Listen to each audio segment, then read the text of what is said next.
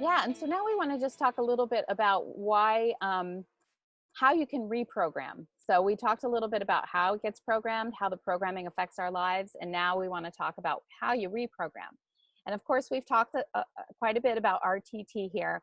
And I like to think of RTT as the surgery, so to speak, excuse me, of healing and healing those subconscious blocks. And the reason is because that is a process where you really go in deep. So somebody who's had patterns that have gone on and on and on and has really realized, I'm ready for these patterns to stop. And I don't know where they come from, and I need to get to the bottom of it. That's when RTT is the tool of choice, because that is when we can go into the subconscious and not knowing, we can find the clues and find out what it is that the programming is. But then what I find is that those are going to get the very deep programs for certain issues. But we're always going to have places in our lives where things get triggered and things like that. So there are lots of other things that we can do in addition to RTT on a daily basis to keep going in the process.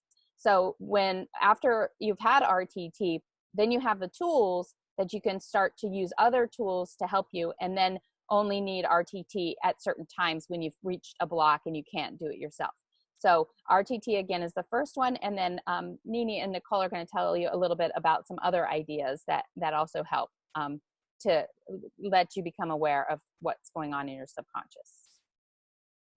So a very important thing with the subconscious mind is that it responds to the pictures we create in our mind and the words we speak.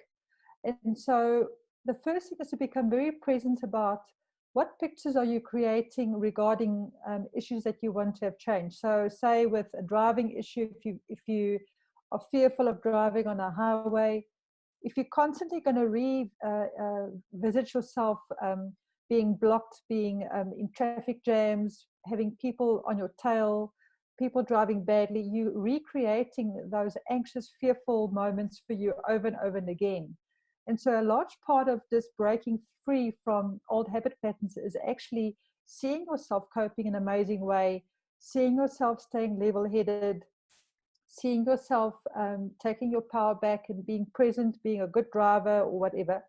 And then also the words that you speak over a situation. So again, the driving situation, don't say, oh, I'm so scared, I'm going to have to drive to this place, I'm going to be driving on a highway, it's so frightening, it's so terrifying, there's all these bad things that happen, because your subconscious mind responds to the words you speak and the pictures you make about something.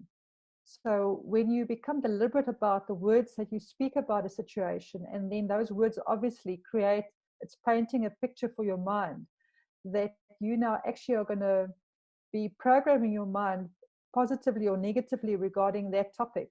When you start understanding that, and you can actually make it work for you, meaning that you can speak positively about a situation, and that doesn't mean that you have to pretend that there isn't any danger, that pretend that everything is 100%, but you can reinforce your own power by saying, I'm a good driver, I have a great intuition, I respond to listening to my intuition and just being present to the road or whatever, and then giving yourself these pictures of you driving well, being confident, being present, so that you are not allowing your subconscious mind to run away with you with all these negative words and negative pictures, but that you actually are proactive and then using it to your advantage.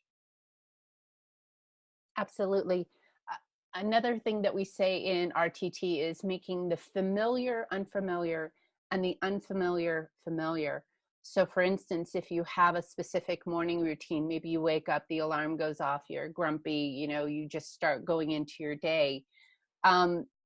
This is the familiar pattern. And something that I've found that has been so helpful in my life is to take some extra time in the morning, even if it means waking up earlier, and to meditate in the morning, to actually start to visualize how I want my day to go.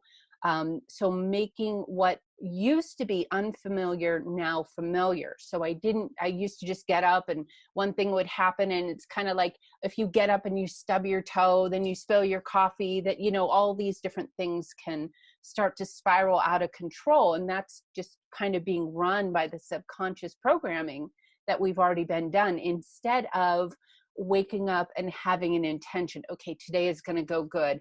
I see my meeting going well. I see this interaction going well. I see myself getting these things done. I see myself being more present. And someone said, it's like, did you have a bad day, or did you have a moment that was bad and then you kind of let that spill into the rest of your day?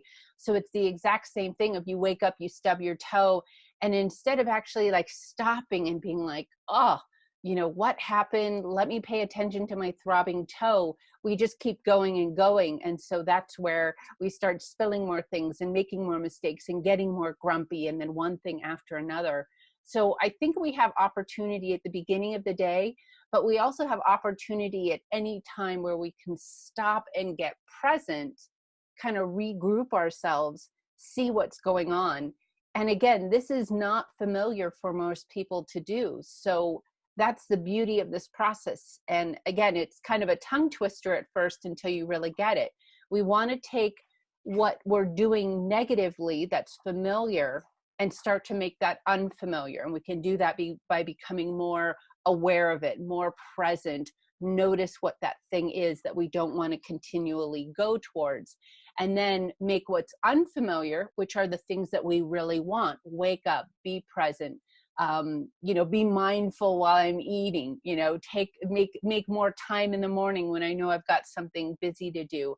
So that's where, I think we really want you to get comfortable with this saying of making the unfamiliar familiar and the familiar unfamiliar.